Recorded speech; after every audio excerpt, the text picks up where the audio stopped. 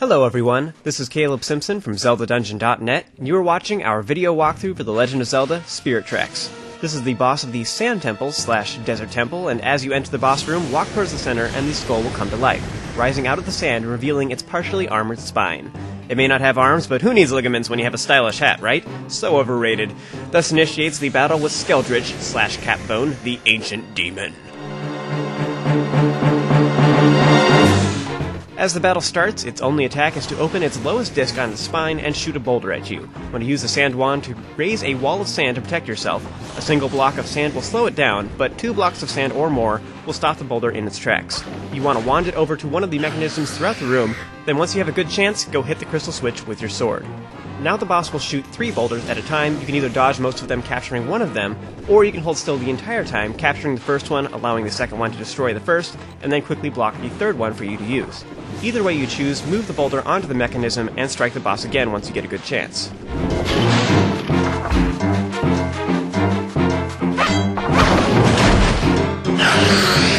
So this is where things start getting interesting. The boss can now shoot lasers out of its mouth, which are usually easier to avoid if you're further back, but they could potentially knock you off the ledge too, dealing additional damage. So you can either be closer and have it be harder to avoid, or be further back, but have the risk of taking more damage. There's also armor plating on the final 3 spinal discs, and it's partially fallen off on the lowest one, meaning that he's only vulnerable from the one side. You want to get a boulder prepared like usual, and once you have it ready, you'll need to move to one side and then hit the crystal switch with a ranged weapon so that the boulder will strike the exposed portion of the spine. The best option here is probably using the bow, although using bombs as a timer would work as well.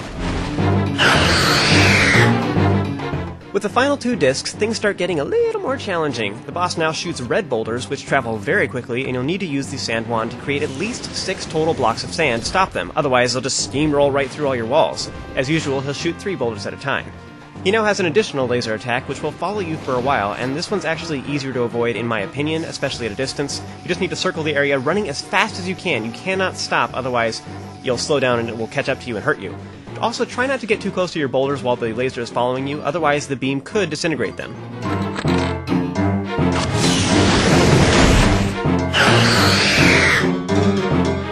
For the last disc, there's only 1 piece of armor removed, so we're going to have to be pretty accurate with our aiming.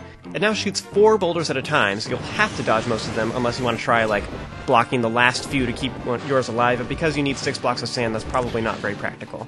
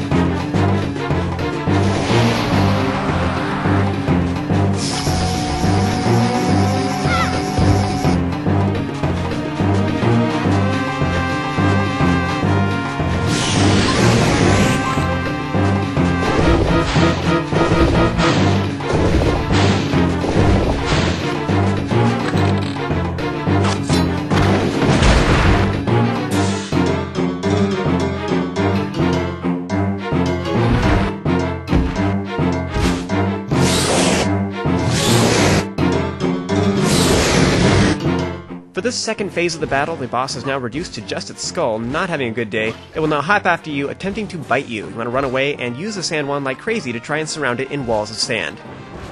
Once it's completely surrounded, it will be unable to move. You want to quickly sneak around and attack the crystal-like brain. You'll only get a few hits off before it will shake free and knock you to the ground. Repeat this tactic until you've defeated it.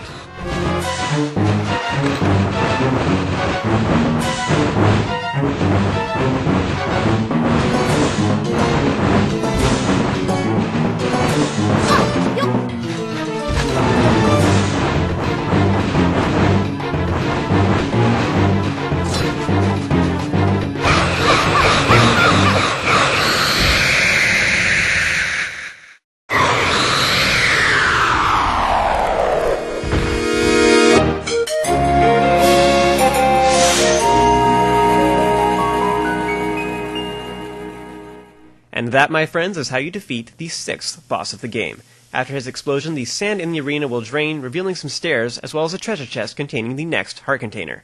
Want to snag that? Then go down the stairs to retrieve the mystical Bow of Light.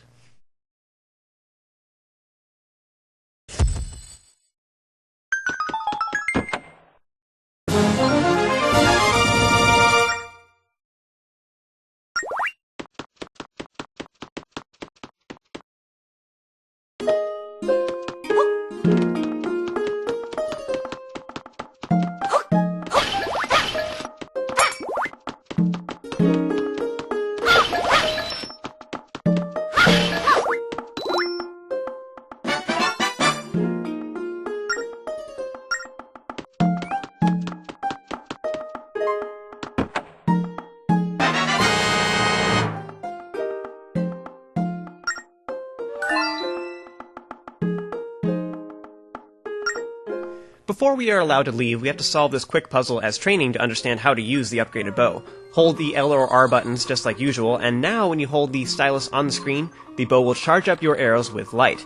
This is the only way to activate these fancier eye switches, but it also makes these arrows shoot through multiple enemies sometimes, and even do additional damage, which is awesome. Want to go across the bridge, step into the blue portal to return to the entrance of the temple. Hope you guys found this helpful. That concludes this video, and also this chapter. Enjoy the following cutscenes and join me for the next chapter where we will make the final trip to the Tower of Spirits.